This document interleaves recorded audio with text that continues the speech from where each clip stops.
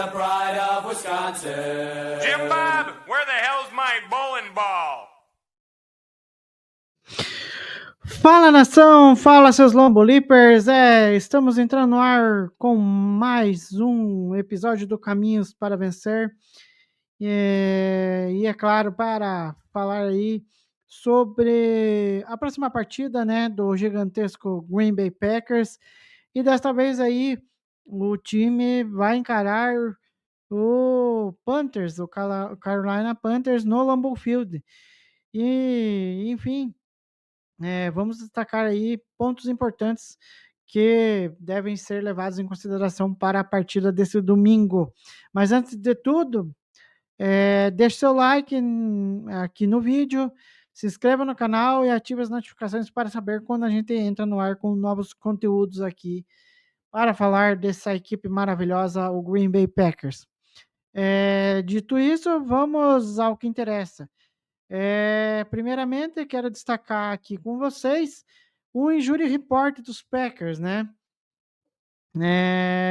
Que tivemos algumas atualizações, tivemos a retirada de alguns jogadores, no entanto, a lista ainda permanece grande, com 12 jogadores listados com alguma lesão, e os destaques ficam aí por conta da retirada do status de questionável do Christian Watson e Devonta White, né? Que até vou passar aqui para outra lista, ele está aqui na lista do Injury Report.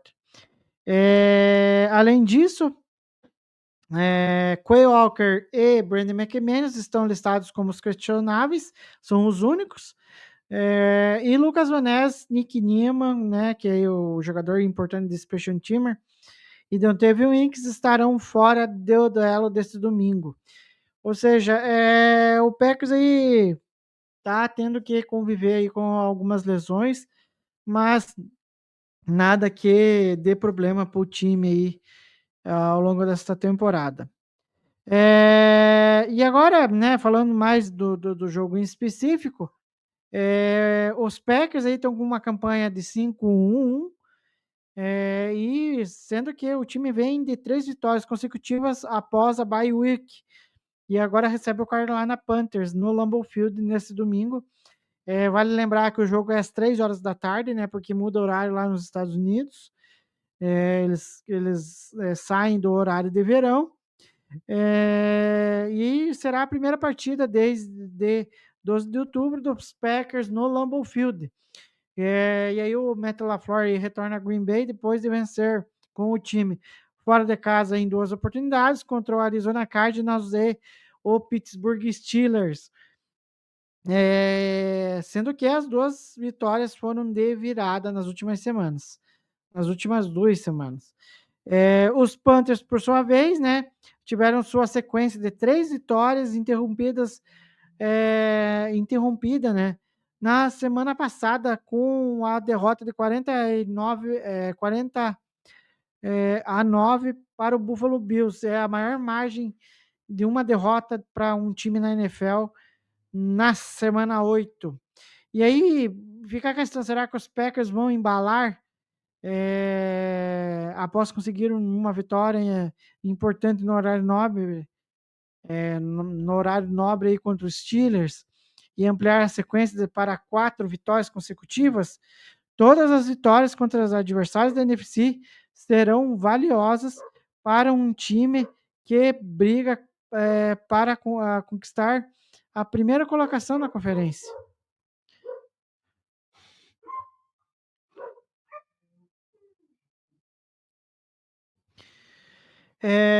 E para começar aqui, vamos falar do Jordan Love, né?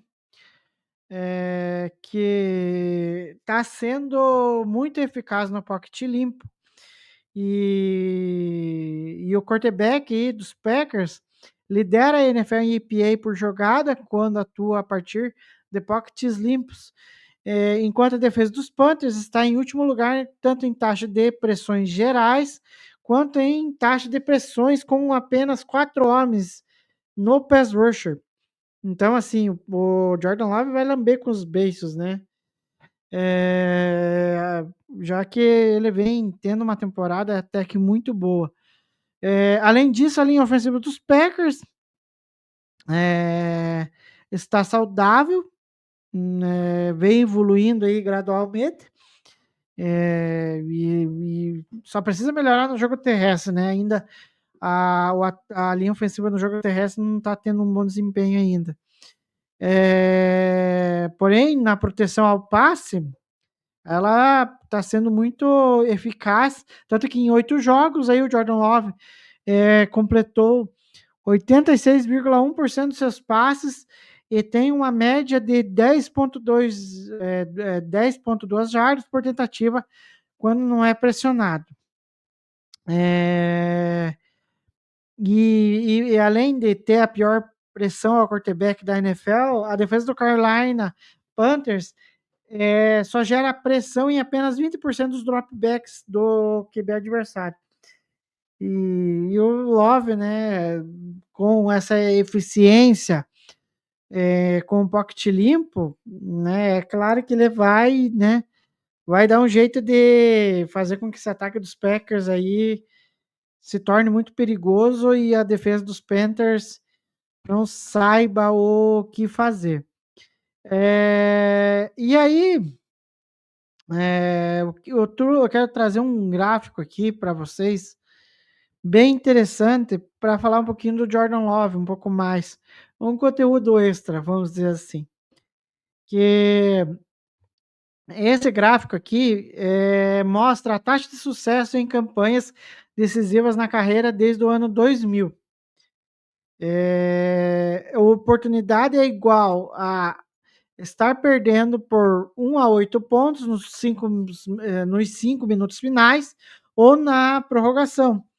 Sucesso igual a assumir a liderança ou empatar o jogo.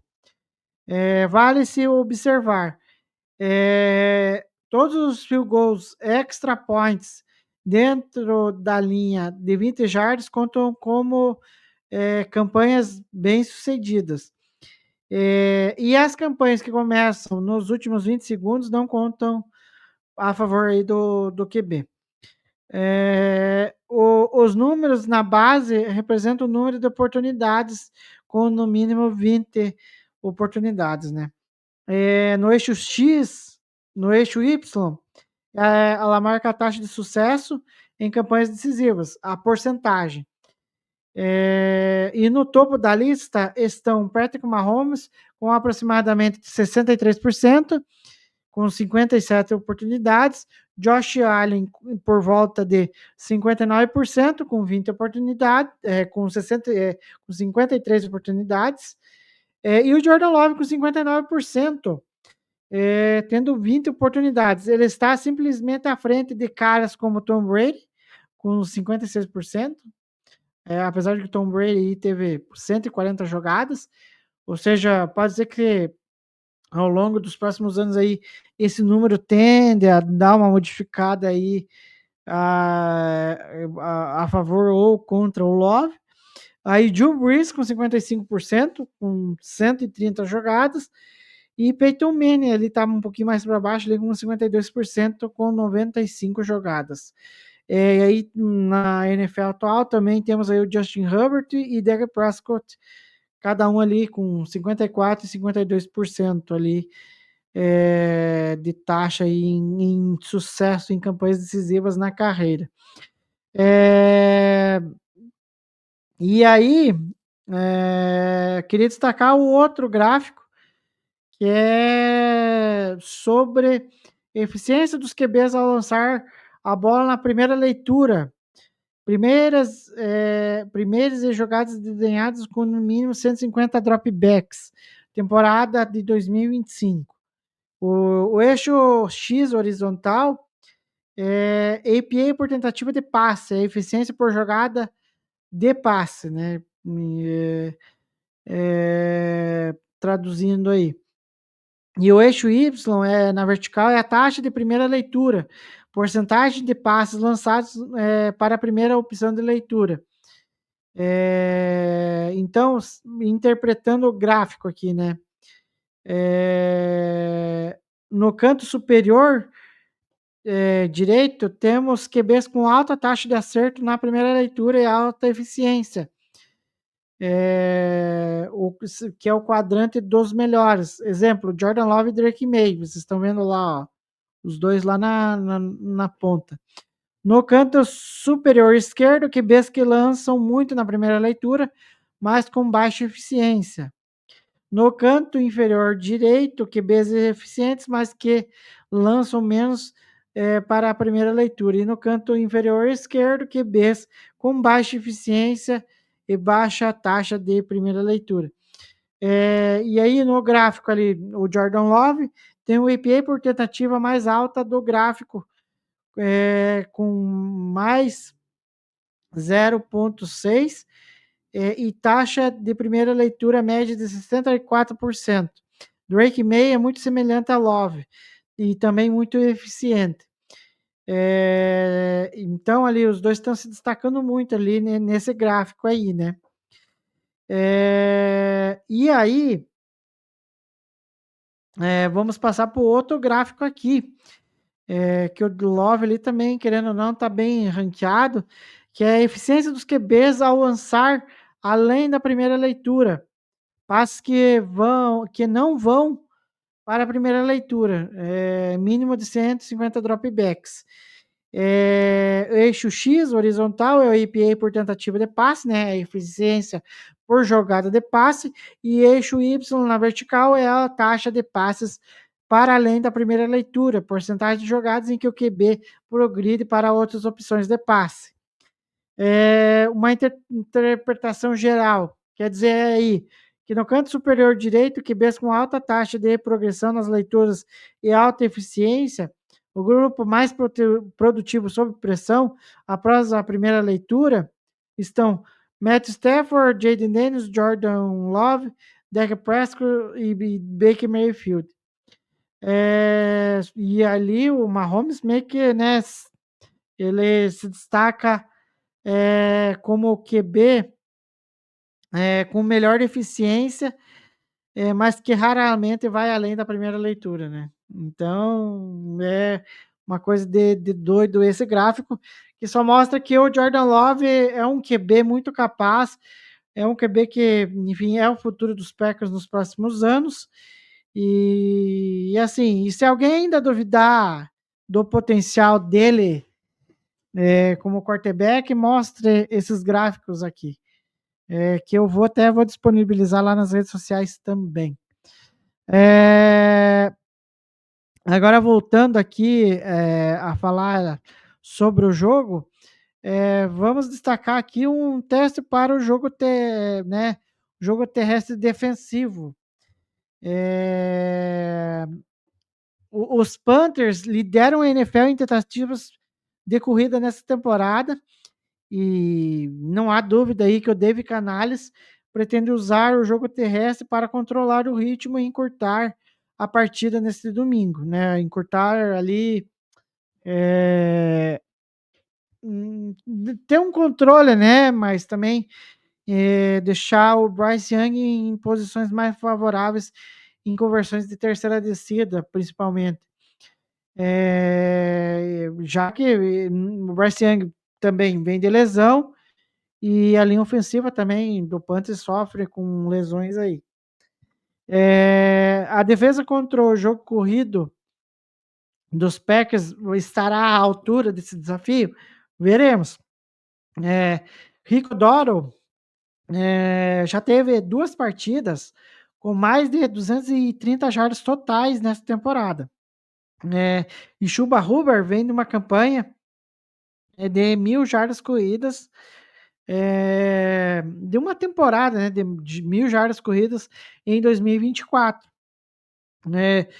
Fora que o Packers ainda tá, eu acho que como a melhor defesa, parando o jogo terrestre nessa temporada. Mas tem um porém. O Quay Walker está no Injury Report e está como questionável. Então a gente não sabe se ele vai poder estar à disposição aí do Matt LaFleur no jogo desse domingo. E é difícil de imaginar que o Packers vai perder esse jogo Até porque o Panthers é muito fraco, né? E a não ser que o Packers não consiga parar essa dupla aí que é dos Panthers e eles têm consistência em correr lá no Lambeau Field. Enfim, eu sei que o torcedor do Packers fica meio com o pé atrás assim com relação à defesa e quanto os Steelers, o quem que é o Jalen Warren e o Gainwell, o Kenneth o Gainwell tiveram algum sucesso correndo com a bola e então vamos ver aí o Packers contra os Panthers como que vai ser aí. E o torcedor do Packers fica sempre ressabiado com relação ao jogo terrestre defensivo, né? Sempre acontece de ter alguma partida ali em que algum running back é adversário se destaque. Esperamos que não seja dessa vez. Outro ponto aí que a gente tem que levar em consideração e a gente tem que ficar de olho é os cornerbacks versus Teitaroa McMillan, que foi a escolha de primeira rodada dos Panthers do último draft. E para vocês terem uma noção, ele já foi 63 vezes alvo em 8 jogos. Ou seja, o Bryce Young está procurando muito ele em vários momentos da partida. Nenhum outro jogador do elenco dos Panthers tem mais do que 34 alvos. Ou seja, diferente dos Packers aí, que tem essa filosofia de distribuir muita bola entre os recebedores no seu ataque aéreo, né? O jogo de passes dos Panthers passa quase em todo o tempo por McMillan, que tem 1,96 m de altura, né? Um cara imponente que acaba levando muita vantagem contra os cornerbacks e ele atua principalmente no lado externo do campo. E vamos ver aí que o que vai acontecer com os cornerbacks dos Packers, né? Porque querendo ou não, ele tem a combinação de talento e porte físico,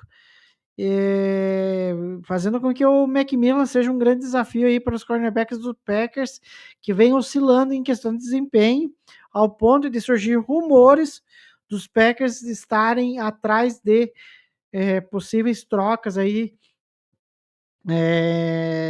por cornerbacks, né? Seria o Deswar do Browns, o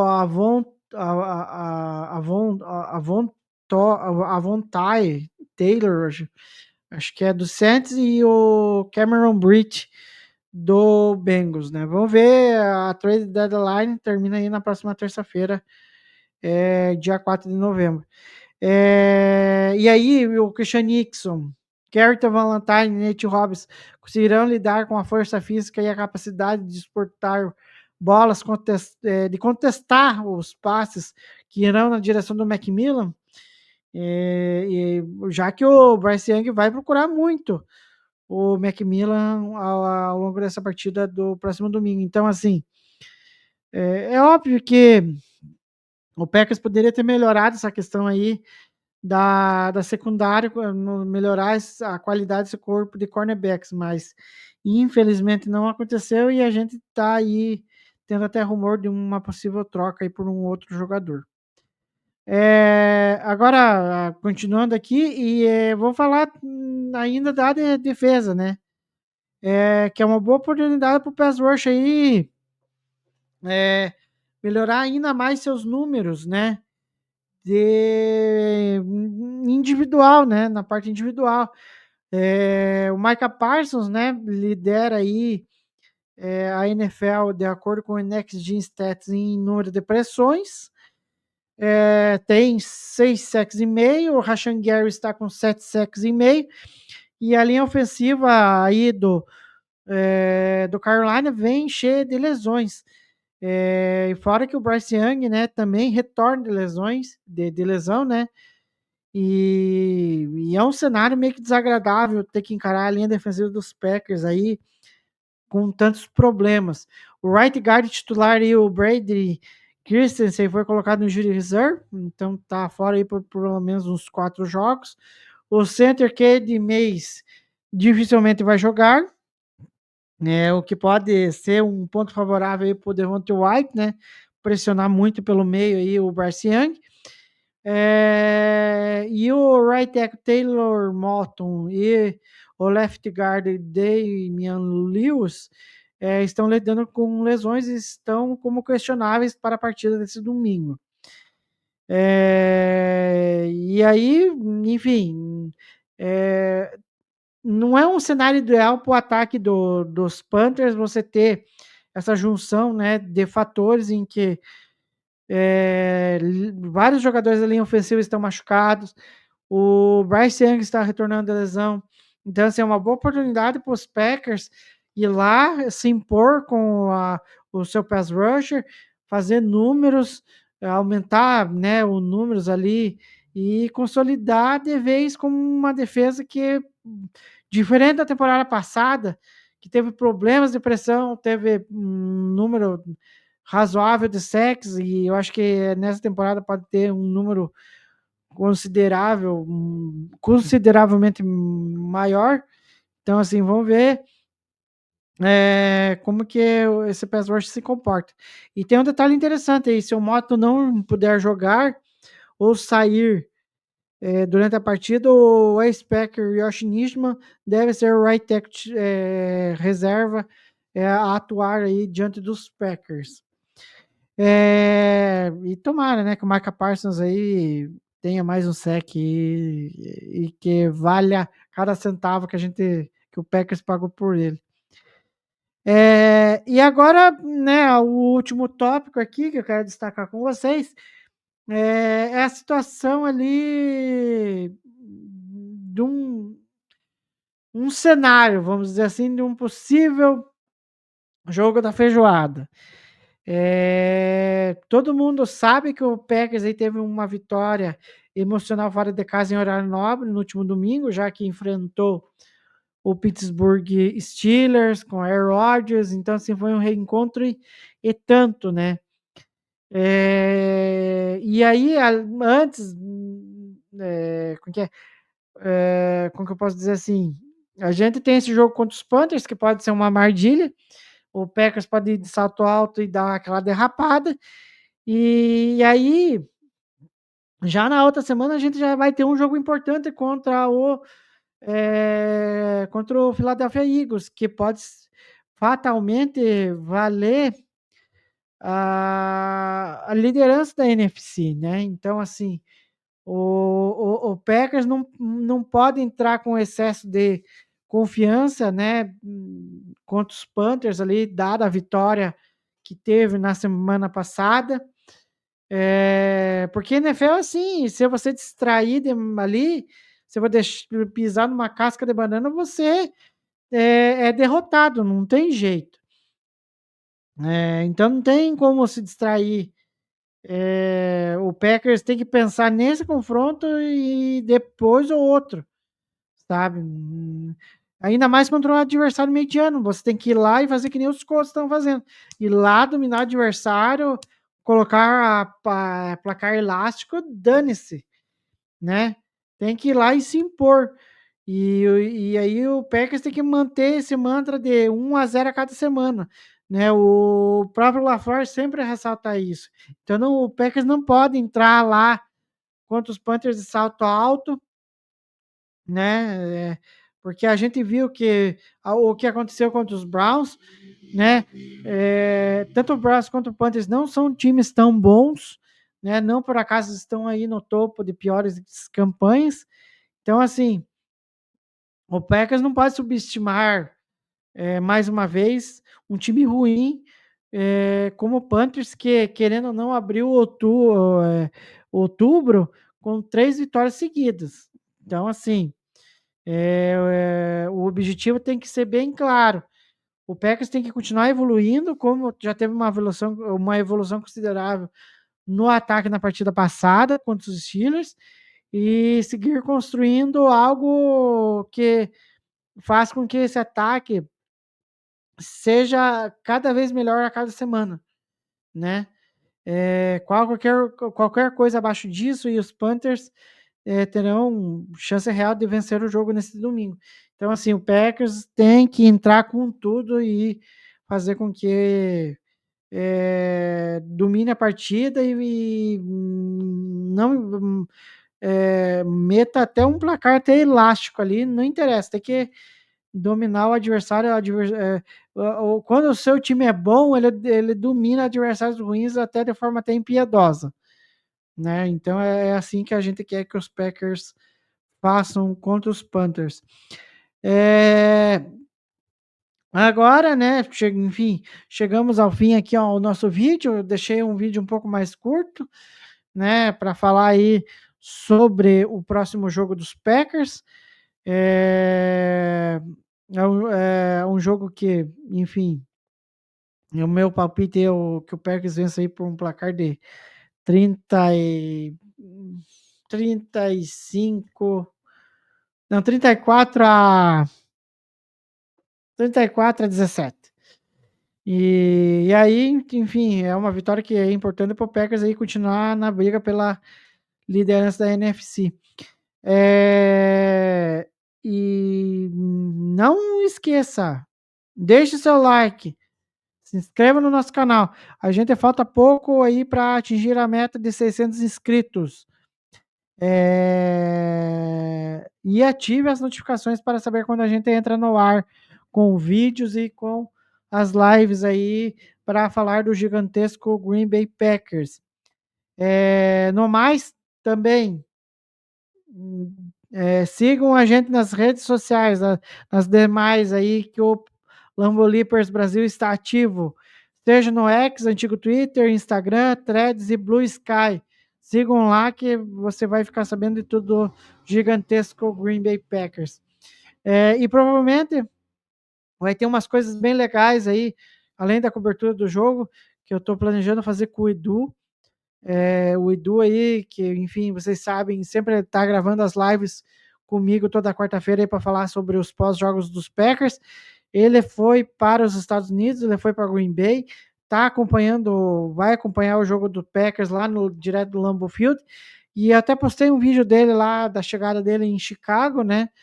E aí foi bem legal, né? Ele falando da experiência, ali um pouco da experiência de ver o Packers no Lambeau Field, aproveitar toda aquela atmosfera, né?